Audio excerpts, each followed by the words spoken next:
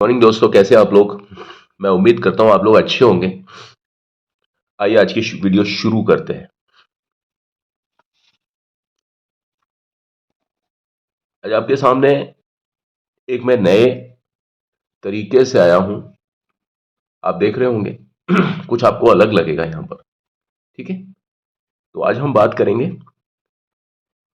एक छोटा सा हम लोग पैराग्राफ लेंगे और उसमें हम देखेंगे, उसको हम स्टोरी की तरह भी पढ़ेंगे, सेंटेंस भी बनाना सीखेंगे और उसमें गलती निकालना भी सीखेंगे। ठीक है, ये आपके सामने जो लिखा हुआ है, इसमें कुछ गलतियां हैं, है ना। एक लाइन में एक गलती हो सकती है ना।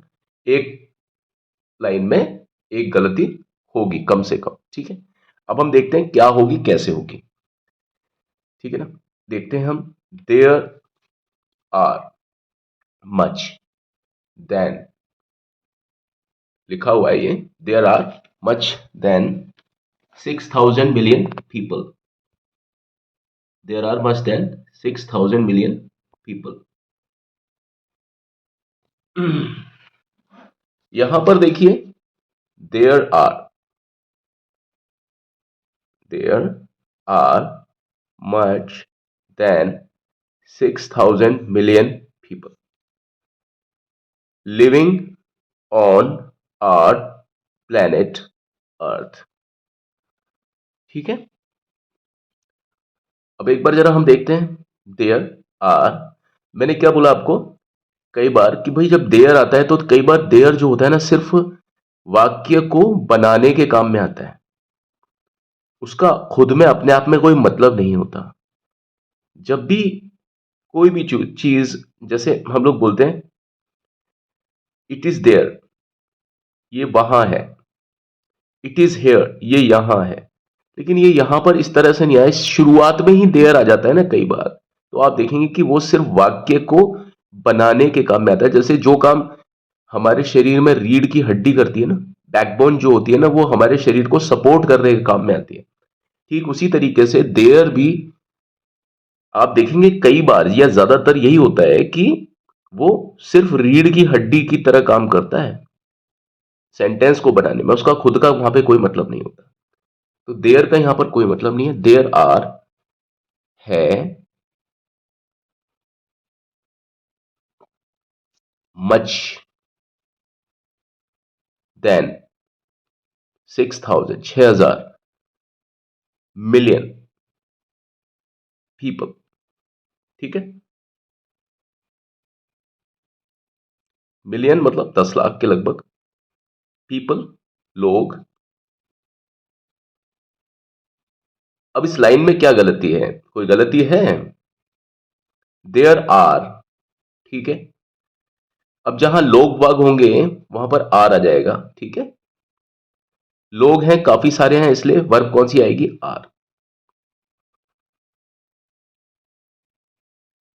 अगर हम इस वाक्य का सब्जेक्ट देखेंगे तो सब्जेक्ट पूरा क्या है, मच से लेकर के पीपल तक पूरा सब्जेक्ट है। इसका सब्जेक्ट देयर नहीं है, क्योंकि देयर अपने आप में कोई भी चीज साबित नहीं कर रहा। आप कभी देयर को इस तरह से ना माने, इस तरह के सेंटेंस में कि भाई वो सब्जेक्ट है, वो सब्जेक्ट नहीं है। क्योंकि अगर आप इसको चेंज करेंगे ना, तो देखेंगे म, यहां पर मच की जगह क्या आएगा। पहले तो मैं ये बता देता हूं, फिर आपको सेंटेंस बनाना बताऊंगा। मच देन, मच किस केस में आता है? मच आता है जब कोई चीज गिनने वाली नहीं होती है। लोगों को तो गिना जा सकता है ना। जब लोगों को गिना जा सकता है तो यहां मच की जगह क्या होगा, क्या होगा, मोर। यहां पर मैनी भी नहीं आ सकता, क्योंकि आप देखिए देन से पहले क्या आता है, मोर आता है।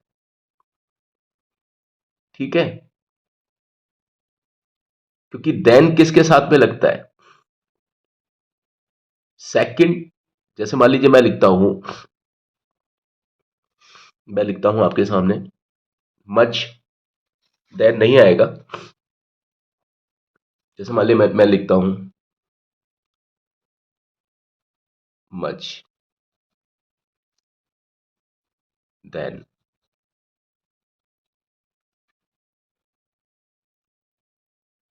सही है क्या ये? नहीं है। ये आएगा मोर देन।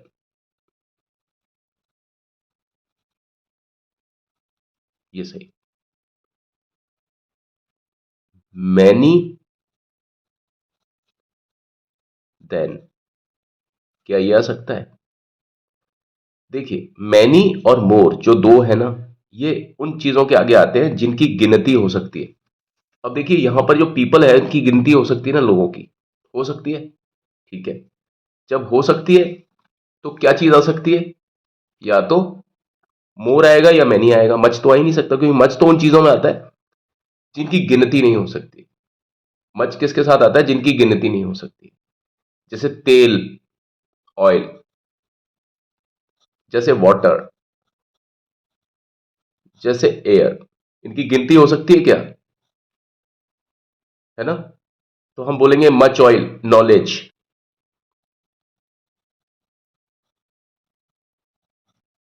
ये वो शब्द हैं,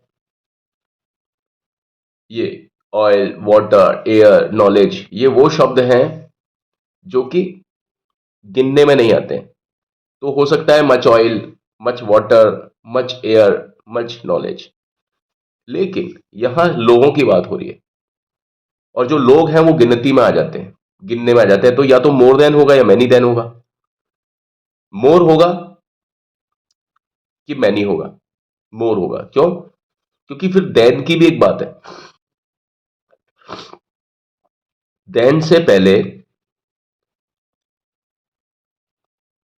एडजेक्टिव जो होता है ना, वो कंपैरेटिव एडजेक्टिव लगता है। बड़े चक्कर होते हैं अंग्रेजी में, लेकिन बहुत समझने की देर है और कुछ बात नहीं है। आप देखिए,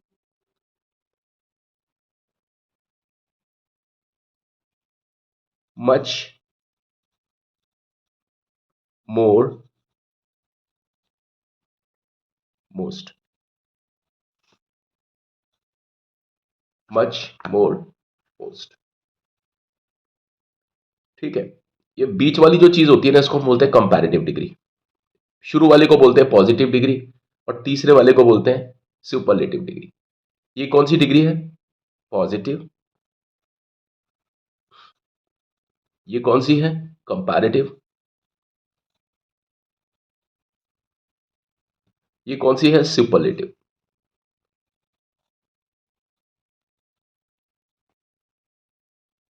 तो ये एक रूल होता है कि जब भी कभी देन का यूज होता है, THAN, जब तुलना होती है ना, दो चीजों में जब तुलना होती है, तो सेकंड वाला फॉर्म यूज होता है। ठीक है, अब आप देखिए, मच और मैनी दोनों ही है पॉजिटिव। उसका सेकंड है सुपरलेटिव, वो सॉरी कंपैरेटिव, और थर्ड है सुपरलेटिव। मैनी, मोर, मोस्ट, मच, मोर, मोस्ट। ठीक है, शुरू वाला है ये दोनों पॉजिटिव, लेकिन ये किसके लिए है? मैनी किसके लिए? जो चीज गिनने में आ जाती है। और मच किसके लिए? जो चीज गिनने में नहीं आती है, जैसा कि मैंने बताया।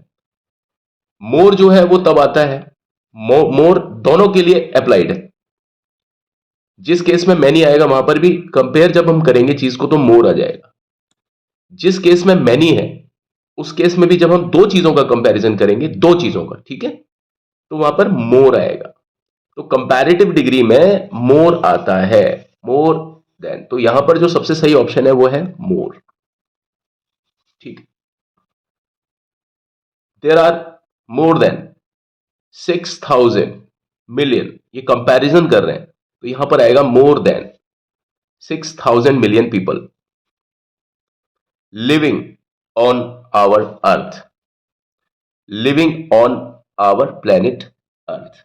ठीक है, अब देखिए यहां पर आवर प्लेनेट अर्थ, ठीक है, अर्थ आ गया। याद रखना, ई कैपिटल होना चाहिए अगर बात पृथ्वी की हो रही है तो, है ना? Planet, our planet Earth. यहां पर अगर आवर प्लेनेट नहीं होता तो क्या लिखा होता? दी अर्थ। क्या होता? दी अर्थ। दी अर्थ का मतलब होता है, दी अर्थ का मतलब होता है पृथ्वी, है ना? और अर्थ का मतलब दी अर्थ।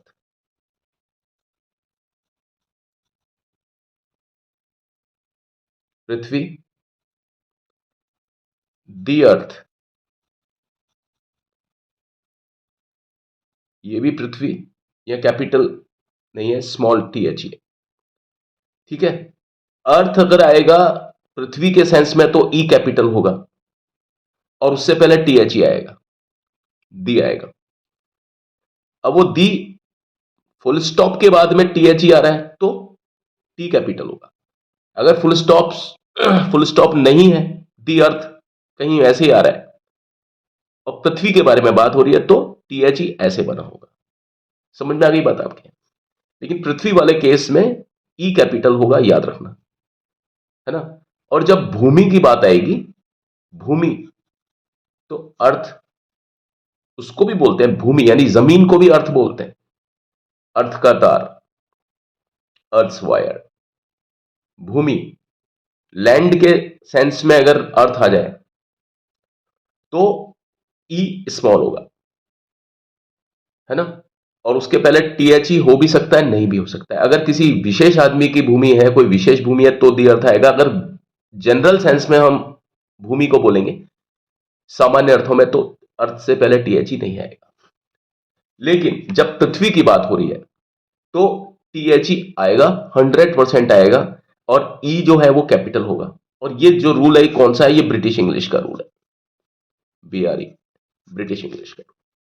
समझ में आ गई बात आपकी? अब यहां देखिए, जब अर्थ की बात हो गई है, आर प्लेनेट अगर नहीं होता यहां लिखा हुआ तो प्लेनेट से पहले होता दी, ऑन दी अर्थ, ठीक है। और ये किसकी बात हो रही है? ये हो रही है पृथ्वी की। अब जब एक बार जब पृथ्वी के बारे में बात हो गई तो यहां पर दूसरी बार जब पृथ्वी का जिक्र आएगा तो क्या होगा? दी अर्थ। वो दोनों तरीके से ठीक है। दी क्यों आएगा? क्योंकि पहले बात हो चुकी है पृथ्वी की, अब हम पृथ्वी की ही बात कर रहे हैं, दी अर्थ, ठीक है। और पृथ्वी की बात हो रही है, और मैंने जैसा कि बताया पृथ्वी ई कैपिटल है तो समझ लो कि पृथ्वी की बात हो रही है, और पृथ्वी की बात होती है उससे पहले टीएच ही आएगा, तो दी अर्थ, ठीक है। अब आगे देखेंगे, provides us for the air to breathe, comma, food to eat, food to eat, ठीक है, खाने के लिए भोजन, खाना, खाना, खाना, टू, खाना, मैंने बताया था पिछली वीडियोस में मैंने यही चीज बताई है, खाना, भोजन, खाना, फूड टू ईट, ठीक है, एयर टू ब्रीथ, सांस लेने के लिए, सांस लेना, सांस लेना, सांस लेना, ठीक है। टू मतलब वर्ब से पहले अगर टू आ जाता है तो ना, करना, खेलना, कूदना, जाना, सोना, खाना, पीना, रूठना, मनाना, to breathe, to eat, to learn, to sleep, to coexist, बहुत सारी चीजें। अब इस लाइन में क्या प्रॉब्लम है? अब आप देखिए, provides us the air to breathe, food to eat, यहां पर प्रॉब्लम है प्रोवाइड्स अस फॉर, या तो फॉर को हटा दो, सेंटेंस सही हो जाएगा। और अगर फॉर लिखा रहेगा तो सेंटेंस गलत है, फॉर की जगह पर आपको लिखना पड़ेगा विथ, तो सेंटेंस सही हो जाएगा। क्या लिखेंगे आप? विथ। फॉर की जगह पर क्या लिखेंगे? विथ, तो सेंटेंस सही हो जाएगा। प्रोवाइड्स, विथ, प्रोवाइड्स विथ होता है, प्रोवाइड्स फॉर नहीं होता। या तो आपको लिखना पड़ता है प्रोवाइड्स, या लिखना पड़ता है प्रोवाइड्स विथ, ये दोनों सही है। प्रोवाइड्स फॉर लिखेंगे तो ये गलत हो जाता है। इस सेंस में जिसमें मैं बात कर रहा हूं, प्रोवाइड्स विद एक फ्रेजल वर्ब है, प्रोवाइड्स के साथ में विथ आता है। यहां पर विथ का मतलब कुछ नहीं है, यहां विथ का मतलब सिर्फ प्रोवाइड को सपोर्ट कर रही है विथ। जब भी कभी ऐसी चीज हो कि शब्द को कोई प्रेपोजिशन टाइप की कोई चीज सपोर्ट कर रही है तो समझ लो सपोर्ट कर रही है, मतलब प्रोवाइड्स हट जाएगा तो विथ भी हट जाएगा। विथ का अपने आप में कोई मतलब नहीं है, यहां पर प्रोवाइड्स का जो मतलब है वही प्रोवाइड्स विथ का मतलब है, तो विथ को आप हटा भी सकते हो सेंटेंस में से, ठीक है। विथ को आप सेंटेंस में से हटा भी सकते हो, प्रोवाइड्स अस विथ होगा, ठीक है, प्रोवाइड्स अस फॉर नहीं होगा, क्योंकि प्रोवाइड्स फॉर इस सेंस में कुछ भी नहीं होगा, इसका मतलब ही कुछ नहीं आएगा। अब आप विथ का अलग से मतलब मत निकालना, क्योंकि प्रोवाइड जो है ना वो विथ के साथ में ही लगा होता है। फ्रेजल वर्ब की बात कर रहा हूं मैं, जैसे फ्रेजल वर्ब आपने देखा होगा, पुट अप विथ, है ना, टेक अप फॉर, ये फ्रेजल वर्ब्स हैं जहां पर टेक अप फॉर मतलब अप और फॉर का कोई मतलब नहीं है टेक के साथ में, लेकिन वो दिया हुआ है। टेक अप फॉर मिलकर के तीनों एक ही शब्द बनाते, एक ही मीनिंग बनाते हैं, अप और फॉर का कोई भी मतलब नहीं होता। ये जब मैं आपको आगे चल के पढ़ाऊंगा चीजों को तो आपको समझ में आ जाएगा। तो प्रोवाइड्स अस, फॉर की जगह होगा प्रोवाइड्स अस विथ, फॉर की जगह द एयर टू ब्रेथ। अब यहां पर हम हवा की बात कर रहे हैं, कौन सी हवा, जो सांस लेने के काम में आती है, तो एयर के अब पहले टीएच ही आएगा, बिल्कुल सही है। Food to eat, food to eat, खाना खाने के लिए, ठीक है। And water to drink, and water पानी पीने के लिए, पीने के लिए पानी, खाने के लिए खाना, सांस लेने के लिए हवा, है ना। दे गिव्स, अब देखिए यहां पर किसकी बात हो रही है, किसकी बात हो रही है यहां पर, किस चीज की बात हो रही है, एक्चुअल में यहां पर बात हो रही है अर्थ की, है ना। आप देखिए बात किसकी हो रही है, अर्थ की, यानी पृथ्वी की बात हो रही है, पृथ्वी के बारे में ही बात हो रही है। तो पृथ्वी एक है ना, तो यहां पर क्या होगा, दे आएगा या इट आएगा, इट आएगा। दे किसके लिए आता है, जब एक से ज्यादा चीज होती है। यहां हम किसकी बात कर रहे हैं, पृथ्वी की। भले ही पृथ्वी बहुत लंबी चौड़ी है, लेकिन है तो एक, और एक चीज के बारे में, और इसमें जान भी नहीं है, जान नहीं है तो क्या आएगा, इट या दे, दोनों में से कोई एक। लेकिन जब अर्थ अकेली है तो इट और दे में से भी क्या चीज आएगी, इट आएगी। और गिफ्ट्स लिखा है, तो गिफ्ट्स सिंगुलर है, सिंगुलर वर्ब है, सिंगुलर वर्ब के साथ में सिंगुलर ही सब्जेक्ट आता है। और ये सब्जेक्ट इट क्यों है, यहां ही क्यों नहीं है, शी क्यों नहीं है। अगर हम चाहे तो अर्थ से, दी अर्थ से पहले शी लगा सकते हैं, आपने देखा होगा कई जगह पर दी अर्थ से पहले शी लग जाता है ना।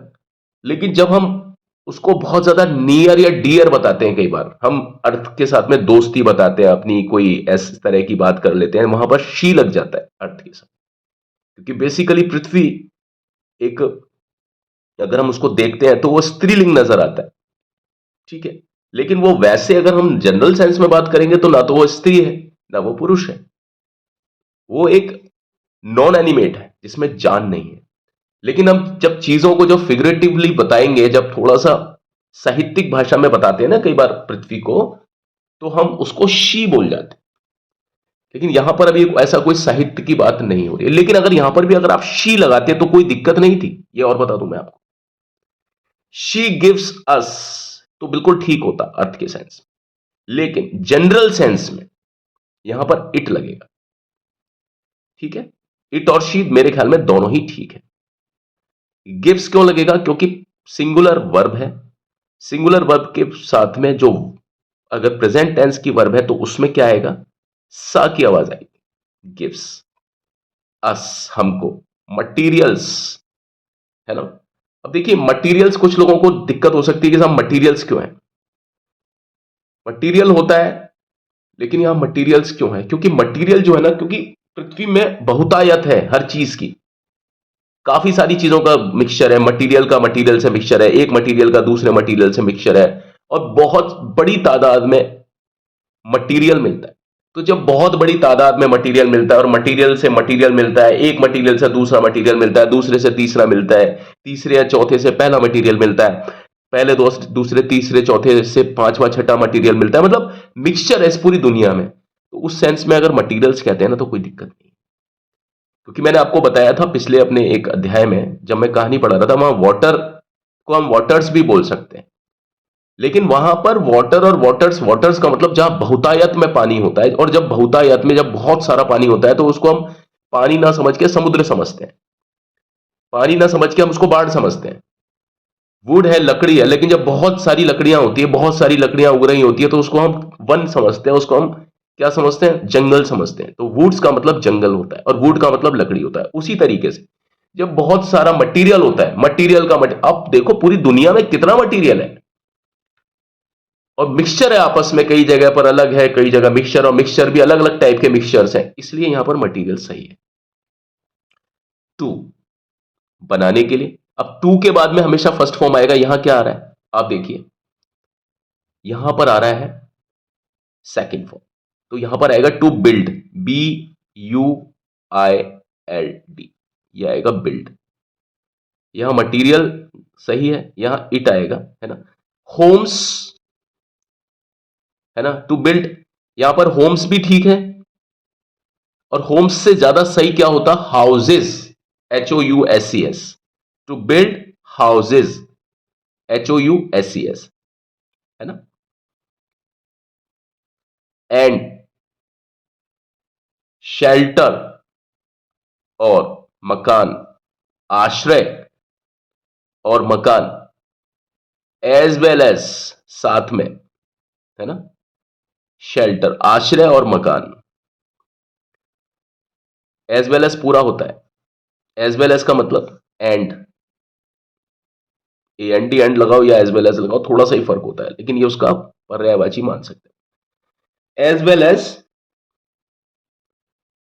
यहां पर फॉर की जरूरत नहीं है, इसको हटा सकते हैं। एज वेल एज क्लोथ्स, कपड़े, ठीक है।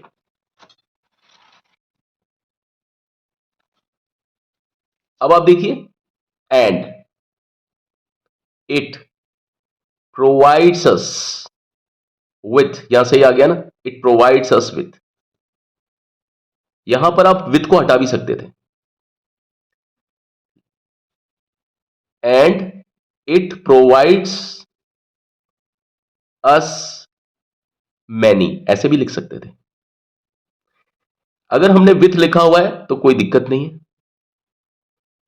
अगर हमने प्रोवाइड्स अकेला लिखा है तो वो एक शब्द है, वर्ब है। अगर प्रोवाइड्स विथ लिखा है तो वो एक फ्रेजल वर्ब हो जाए, जहां पर विथ का अपने आप में कोई स्वतंत्र मतलब नहीं है। विथ का अपने आप में कोई स्वतंत्र या इंडिपेंडेंट मीनिंग क्या होता है विथ का, साथ में, के साथ। लेकिन जब वो वर्ब के साथ में आ रही है प्रोवाइड्स विथ, तो विथ का अपने आप में कोई मतलब नहीं है, वो सिर्फ सपोर्ट कर रही है प्रोवाइड्स को। प्रोवाइड्स को अगर यहां पर विथ के बिना भी लिखोगे तो भी सेंटेंस काम कर जाएगा, कहने का तात्पर्य।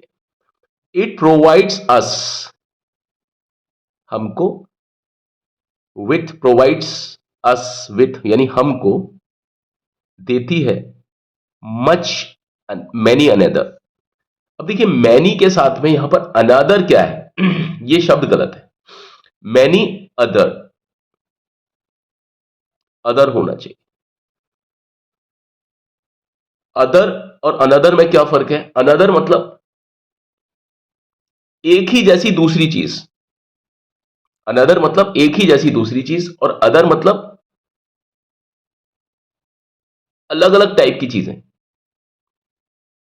आपके पास में काफी सारी पेंसिल है, एक ही जैसी पेंसिल है, पेंसिल पेंसिल पेंसिल, काफी सारी पेंसिल, तो आप कहोगे one another, another another another.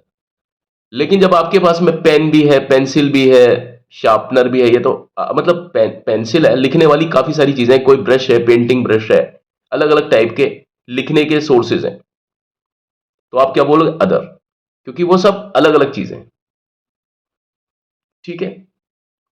दो व्यक्ति, तीन व्यक्ति एक ही जैसे हैं, अनदर, वन अनदर। और अदर मतलब अलग अलग टाइप के लोग हैं, जिनका आपस में कोई भी नाता नहीं है, उस तरह से। तो यहां देखिए उस सेंस में यहां पर अदर आएगा, विथ मैनी अदर थिंग्स। चीजें सारी एक जैसी नहीं होती हैं, चीजें कैसी होती हैं, अलग अलग टाइप की होती हैं। तो यहां पर अलग अलग, एक दूसरे से बिल्कुल डिफरेंट, यानी अनदर में भी काफी सारी चीजें होती है और अदर में भी काफी सारी चीजें होती है। दोनों में फर्क क्या होता है, अनदर जो चीजें होती है ना, अनदर अनदर मतलब वो एक जैसी ही चीजें होती हैं काफी सारी, उसको बोलते हैं अनदर। और अदर होती है अलग अलग टाइप की चीजें होती हैं काफी सारी। तो आप मीनिंग वाइज अगर आप देखेंगे ना, things with many other things, काफी सारी चीजें, तो वहां पर अदर ठीक लगेगा, अनदर ठीक नहीं आएगा। That we need to enjoy, बिल्कुल ठीक है ना, that we need to enjoy. अब देखिए यहां पर यहां तक तो कोई गलती नहीं है, फुल स्टॉप के बाद में लिखा है सिंगल इंडिविजुअल, इसको पूरे को पढ़ो, single individual, all single individual. अब यहां पर ऑल भी लिखा है और यहां पर इंडिविजुअल भी लिखा है और यहां सिंगल भी लिखा है। अगर सिंगल इंडिविजुअल है तो सिंगल मतलब एक, इंडिविजुअल का मतलब भी है यहां इंडिविजुअल्स नहीं है, तो सिंगल भी अकेला, इंडिविजुअल भी अकेला, और डिपेंड्स ये वर्ब है, ये भी सिंगुलर वर्ब है क्योंकि इसके बाद में प्रेजेंट टेंस की वर्ब है और इसके बाद में सा की आवाज आ रही है, वर्ब है इसके बाद में सा की आवाज आ रही है। ठीक है, एक तो सेंटेंस को आप टुकड़े कर सकते हो, ऑल सिंगल इंडिविजुअल कट, एक कट, डिपेंड्स है ना, depends on the earth, depends on, depends on the earth for live, है ना, इस तरह से ऑल सिंगल इंडिविजुअल। ये अकेला शब्द, ये भी अकेला है क्योंकि इसके बाद में एस नहीं, और सिंगल का तो मतलब ही अकेला है। और ये जो वर्ब है इसके पीछे स की आवाज आ रही है, प्रेजेंट टेंस की वर्ब है, तो ये क्या कर रहा है, इसका मतलब ये सिंगल ये सिंगल ये सिंगल, लेकिन ये ऑल सिंगल नहीं है। ऑल तो बहुवचन में आ रहा है, आप सोचिए सभी, सभी शब्द को जब आप दिमाग में लेते हैं तो आपके मन में सिंगुलर चीज आती है या सिंगल से ज्यादा आता है, ऑल का मतलब बहुत सारे लोग। तो यहां पर आपको क्या लिखना पड़ेगा, एवरी, ऑल की जगह क्या लिखना पड़ेगा, एवरी, EVERY, समझ में आ गए, एवरी सिंगल इंडिविजुअल। अब सही है क्योंकि एवरी के बाद में जब भी कभी कोई नाउन आता है ना, उसमें कभी भी प्लूरल नाउन नहीं होता, याद देख कर लेना आप। ठीक है, ये यहां पर भी यही है कि ये नाउन है, ये प्लूरल नहीं है, सिंगुलर है, यानी एक वचन है। एक वचन का नाउन है तो साथ में जो हमको डिटर्मिनर देना पड़ेगा, ये डिटर्मिनर है। तो डिटर्मिनर जब हम देंगे तो हमें सिंगल वाला डिटर्मिनर ही देखना पड़ेगा, ये एग्रीमेंट होता है। ठीक है, वर्ब भी हमें सिंगल देखनी पड़ती है, अगर हम किसी सिंगल चीज के बारे में सोच रहे हैं तो हमारे शब्द भी सारे सिंगुलर आएंगे और साथ में वर्ब भी सिंगुलर को ही लेंगे हम। ये सारी चीजें आप देखते हैं ना, शादी ब्याह दोस्ती कहते हैं ना बराबर वालों में होती है, तो उसी प्रकार जब हम सेंटेंस बनाते हैं तो ये सेंटेंस में भी हमें सारी चीज देखनी पड़ती है। जब आप इस तरह से सेंटेंस को देखते हैं परखते हैं तो कभी भी आप गलती नहीं करेंगे अंग्रेजी में, याद रखना, और मजे मजे में करेंगे इस सारी चीज को। डिपेंड्स, सा की आवाज आ गई, हिसिंग साउंड आ गया। अगर यहां पर ऑल मैन, MEN, डिपेंड, तब सही होता, depend, all man, all MEN man, तो प्लूरल हो जाता है, MEN plural, MAN singular, all man यानी वो प्लूरल होता है।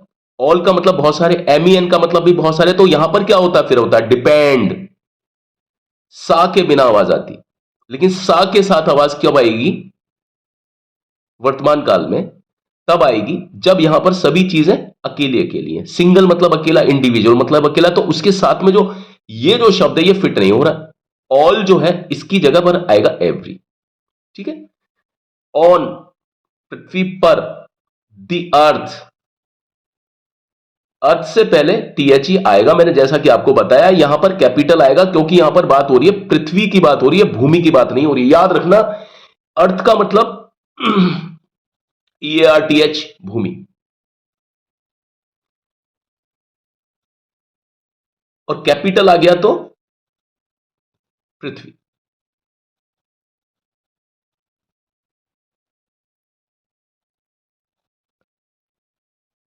पृथ्वी, ठीक है, थोड़ा सा ये राइटिंग वगैरह का थोड़ा पेंसिल वगैरह से थोड़ा स्लिप होता है इस कागज के ऊपर। ठीक है, मैं अगले टाइम पर इन सब बातों का ध्यान रखूंगा। अमेरिकन लोग EARTH लिखते हैं, कैपिटल अगर लिखा EARTH तो समझ लो कि वो पृथ्वी है, लेकिन ब्रिटिशर्स जब EARTH लिखते हैं तो कैपिटल भी लगते हैं और उससे पहले THE भी लगाते हैं।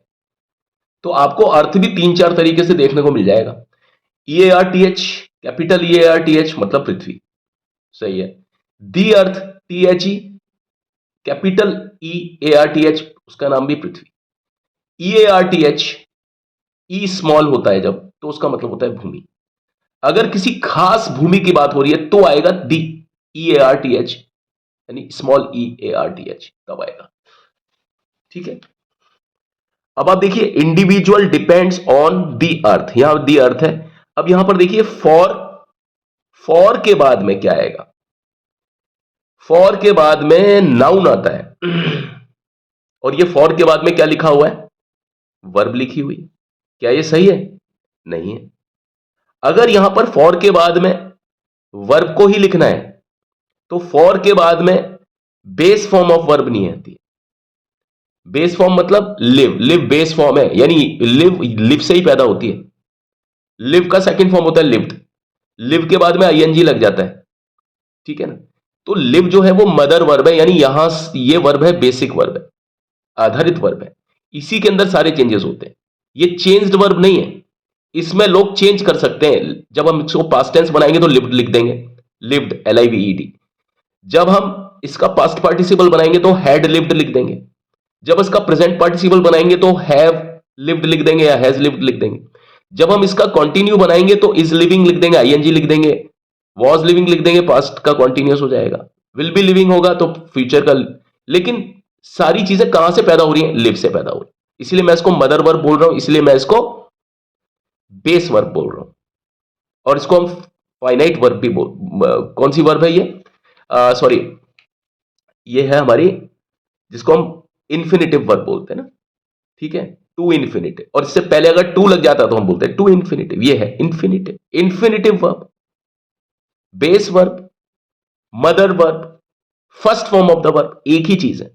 समझ गए? तो first form of the verb से ही, यानी जो वर्ब की पहली फर्स्ट फॉर्म होती है, जो प्रेजेंट टेंस में जिसको आप यूज करते हैं, उसी से ही सारी तरह के चेंजेस होते हैं वर्ब के। तो इस तरह की जब वर्ब आती है ना, तो उससे पहले आपके प्रेपोजिशन नहीं आ सकता। अगर आपको प्रेपोजिशन डालना है, यह प्रेपोजिशन है जो नाउन और नाउन के बीच का संबंध बताता है। आप बताइए, नाउन तो यह है द अर्थ, एक नाउन है, किसी चीज का नाम है, भले इसमें जान है चाहे नहीं है, लेकिन क्या यह भी नाउन है? क्या ये भी कोई चीज का नाम है? ये तो क्रिया है, ये संज्ञा नहीं है।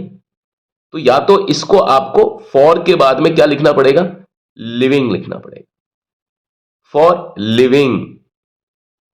ठीक है, लिविंग जब आप इसको बना देंगे तो क्या हो जाएगा, ये बेस फॉर्म नहीं हो जाएगी, इसके बाद में आईएनजी लगा करके आप फॉर लिविंग लिख सकते हैं। या आप इसका दूसरी तरीके से क्या कर सकते हैं, या तो आप इसकी जगह लिविंग लिख दो, LIVING। अगर आपको लिखना है ना, या तो लिख दो फॉर लिविंग लिख दो, या लिख दो फॉर लाइफ, LIFE लिख दो, फॉर लाइफ। क्योंकि फॉर के बाद में नाउन आ सकता है, तो लिव अगर क्रिया है तो इसका नाउन क्या होगा, लिव का नाउन हो जाता है लाइफ, तो द अर्थ फॉर लाइफ, तो भी सही है। फॉर के बाद में लिव आप डायरेक्टली लिख नहीं सकते हो, क्योंकि मदर वर्ब है, इसमें आपको चेंज करना पड़ेगा। आप लिविंग लिख देंगे तो आ जाएगा फॉर लिविंग, तो भी सही है। ठीक है, ठीक है ना। अगर आपको लिव ही लगाना है तो फिर आप क्या कर सकते हो, फॉर को हटा करके आप लिख सकते हो टू लिव। तो आप देखिए तीन चार तरीके से चेंज हो सकता है। कहते हैं ना कई बार कि इंग्लिश को आप एक ही तरीके से बना सकते हैं, नहीं, ये आप पर डिपेंड करता है। आप शब्दों के बीच का जो समायोजन है उनको थोड़ा चेंज कर दीजिए, आपस में एक दूसरे के बीच का जो, इनके बीच में एक दोस्ती वाला संबंध भी होता है, एक थोड़ा दुश्मनी वाला संबंध भी होता है। आपको यह मालूम होना चाहिए कि किस शब्द के बीच में हमको क्या क्या चीज स्थापित करनी है, कितना चेंज करो किसी चीज को आगे पीछे, तो यह पूरा का पूरा जो सेंटेंस है वो सेट हो जाए। मैं आपको फिर बता देता हूं, फॉर के बाद में लिव सही नहीं है, फॉर प्रेपोजिशन है, लिव जो है वो क्या है, वर्ब है। वर्ब भी कौन सी है, बेसिक वर्ब है, बेस वर्ब है। बेस वर्ब के बाद में या तो आप यहां पर फॉर के बाद में लिविंग कर देंगे तो ठीक है, फॉर के बाद में अगर आप लाइफ कर देंगे तो भी ठीक है। ठीक है, अगर आपको यहां पर लिव लिखे रहने देना है कि साहब मैं तो लिव को चेंज ही नहीं करूंगा, तो आप फिर इससे पहले वाली चीज को चेंज कर दीजिए। तो आप चेंज करेंगे यहां पे टू लिव, तो ये ठीक हो जाएगा। ठीक है ना, तो ये डिपेंड करता है आपको, आप अगर इस तरीके से सेंटेंस को थोड़ा सा एनालिसिस करेंगे ना, अलग अलग टाइप के एनालिसिस होते हैं हर सेंटेंस में, तो लेकिन आप जब मेरी वीडियो देखेंगे तो आप यही चीज पाएंगे कि हमको सेंटेंस बनाना सीखना है। जब हम सेंटेंस बनाना सीख जाते हैं ना, तो हम सेंटेंस बोलना सीख जाते हैं। जब हम सेंटेंस बोलना सीख जाते हैं तो सेंटेंस को सुनना, समझना, उसको सोचना भी सीख जाते हैं, और फिर इंग्लिश भी हम लोग अच्छे तरीके से सीख जाते हैं, बोलना सीख जाते हैं। क्योंकि अंग्रेजी जो है ना, वो एक विचार है, जैसे हर एक भाषा एक विचार है। वो विचार आपके दिमाग में कब स्थापित होते हैं? सही तरीके से, जब आप चीजों को इस तरीके से सीखते हो तब। सिर्फ कहानियां पढ़ा करके कोई भी मेरे ख्याल में इतनी अच्छी अंग्रेजी नहीं समझा सकता। कहानियां समझा करके हम सिर्फ मनोरंजन कर सकते हैं कुछ देर के लिए। तो अगर हमने भाषा के ऊपर काम करना है तो हमें कहानियों से भी निकलना पड़ेगा। लेकिन प्रॉब्लम क्या है कि यूट्यूब पर जो कंटेंट चलता है वो कहानियों वाला कंटेंट चलता है, अंग्रेजी पढ़ाने के नाम पर। तो अच्छी बात है, अंग्रेजी पढ़िए, समझिए, कहानी के जरिए भी पढ़िए। मैं ये नहीं कहता, कहानी साहित्य के जरिए ही आप एक अच्छी मतलब व्याकरण की का मतलब एक समझ सकते हैं व्याकरण को, और खासतौर पर जब तब की भाषा विदेशी हो। हाँ, ये विदेशी भाषा है हमारे लिए, बिल्कुल सही बात है। लेकिन उसके साथ में हमें मनोरंजन के साथ में हमें ये चीज ध्यान रखना पड़ेगा कि विदेशी भाषा को सिर्फ मनोरंजन की दृष्टि से नहीं सीखा जाता, उसको हमें वाक्य को बनाने की दृष्टि से सीखा जाता है। एक एक चीज को, जब हम किसी दाल को चुनते हैं ना, चावल को चुनते हैं खराब, जिसमें कंकड़ पत्थर होते हैं, तो ये भाषा को बनाना है बिल्कुल ऐसा है जैसे कि दाल चावल को चुनना, उड़द की दाल में से कंकड़ निकालना, उस टाइप से है ये। तो आप जब एक बार थोड़ा सा कंकड़ निकालना सीख जाते हैं ना, तो कहीं कोई दिक्कत नहीं आती। फिर आपको उस तरीके से मजा आता है अंग्रेजी को सॉल्व करने में, जैसे आपको गणित को सॉल्व करने में मजा आता है ना। तो ये मैं एक तरीके से आपको अंग्रेजी नहीं पढ़ा रहा हूं, ये मैं आपको गणित की तरीके से, साइंस की तरीके से इंग्लिश को पढ़ाना सिखा रहा हूं कि भाई किस तरीके से क्या है क्या नहीं। तो मुझे उम्मीद है कि आपको ये तरीका बिल्कुल समझ में आ रहा होगा, और बिल्कुल आना भी चाहिए। मुझे लगता है कि सही तरीके से आप ऐसे ही पढ़ सकें, क्योंकि दिक्कत कहां आती है? दिक्कत आती है हमको सेंटेंस बनाने में। जब तक आप सेंटेंस सही नहीं, सेंटेंस बनाने से दिक्कत मतलब नहीं है, सेंटेंस सही बनाने से मतलब है। सेंटेंस तो कोई भी बना सकता है, लेकिन दुनिया में सही और गलत की तो सारी लड़ाई है, सारे विवाद है। जो चीज सही है वो चीज हमेशा हिट है, और वही चीज काम करती है। जो चीज गलत है या गलत बताई गई है कि भाई एक चीज नहीं हो सकती है, तो उसके पीछे रीजन क्या होंगे, क्यों नहीं है कोई चीज सही और क्यों कोई चीज सही होती है, कब हम किसी गलत चीज को सही कर सकते हैं। ये मैं आपको वही विधा बता रहा हूं, एक एक सेंटेंस, और हर वीडियो में मैं आपको इस तरह से ही बताऊंगा, ठीक है? क्योंकि मुझे लगता है ये अप्रोच है ना, ये बेस्ट अप्रोच है समझाने के लिए, बताने के लिए, पढ़ाने के लिए। अब जो लास्ट वाला सेंटेंस है इसमें कोई भी प्रॉब्लम नहीं है। यथा, it is a unique planet, इसलिए ये एक विशिष्ट एक प्लेनेट है, ग्रह है। अब एक बार हम इसका एक बार हिंदी अनुवाद कर देंगे, पर लेकिन मुझे मालूम है कि हिंदी अनुवाद आपको उतना मजा नहीं देगा जितना कि आपने इस तरीके से इसको आकलन और एनालिसिस करके, विश्लेषण करके सीखा। लेकिन एक बार जब सब लोग कर रहे हैं तो फिर मैं भी करता हूं उस चीज को।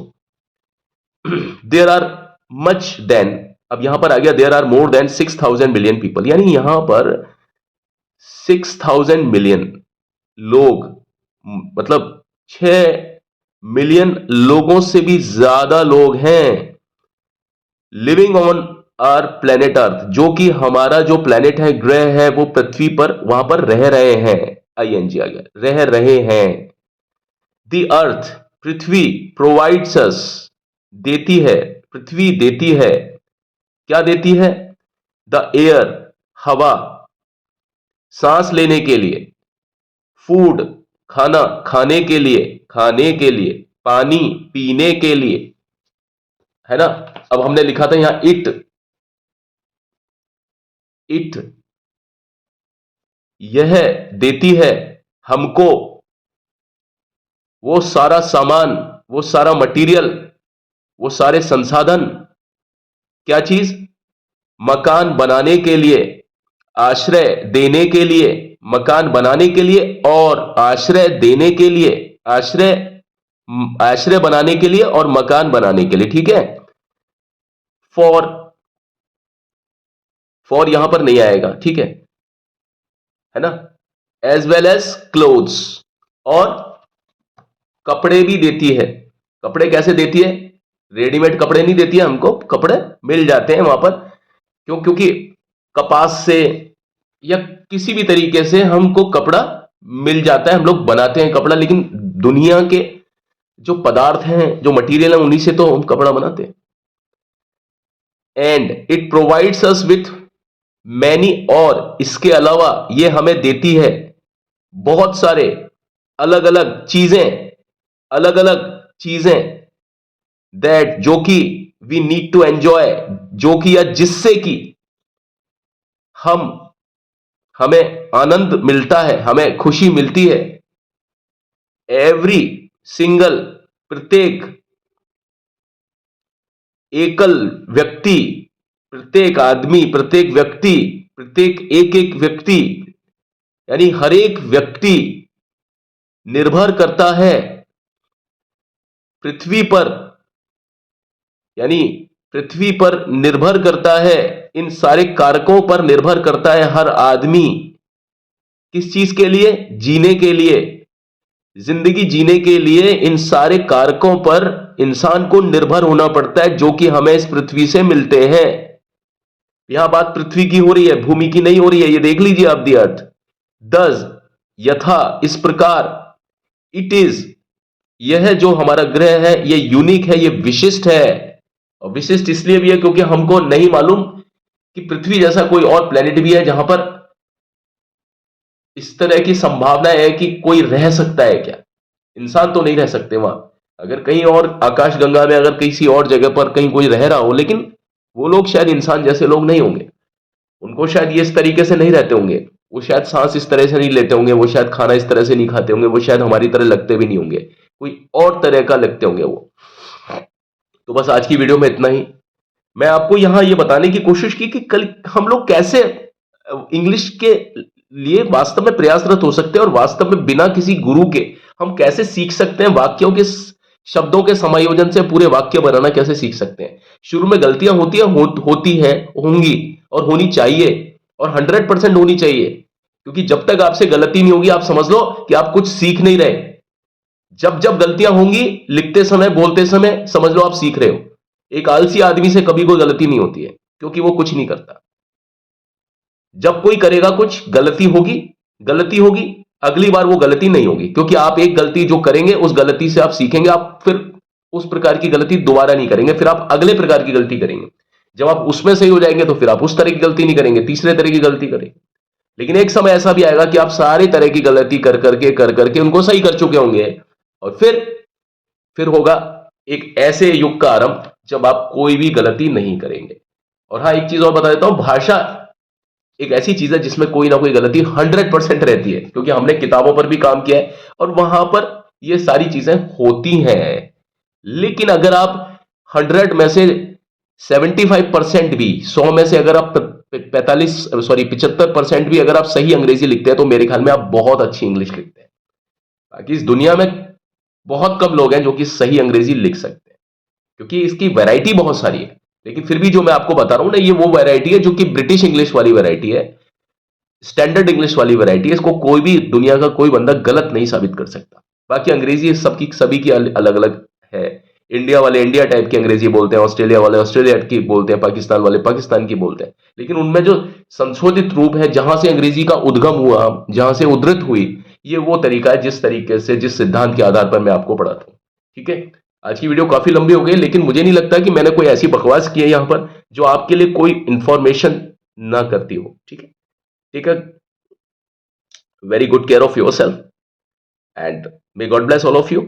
और बस इसी उम्मीद के साथ में कि आप मेरे चैनल को please like, share, subscribe, comment जरूर करें प्लीज, ये मेरी आपसे रिक्वेस्ट है। और अगले एपिसोड में फिर से मिलते हैं कुछ इसी तरह की चीजों को लेकर के। आप मुझे बताना है आपको अच्छा लगा या नहीं लगा। मेरे ख्याल में यही एक तरीका, इस तरह का कोई तरीका होना चाहिए जिससे आपको पढ़ाई लिखाई के साथ में, मनोरंजन के साथ में चीजें सीखने को मिले, इस तरह से सीखने को मिले ताकि वो आपके दिमाग में जम जाए, और आप फिर खुद से भी लिखना, बोलना, समझना, सुनना सब सीख जाए। यही है मेरा एक मिशन है। Thank you and have a nice time. May God bless all of you again. Thank you, bye.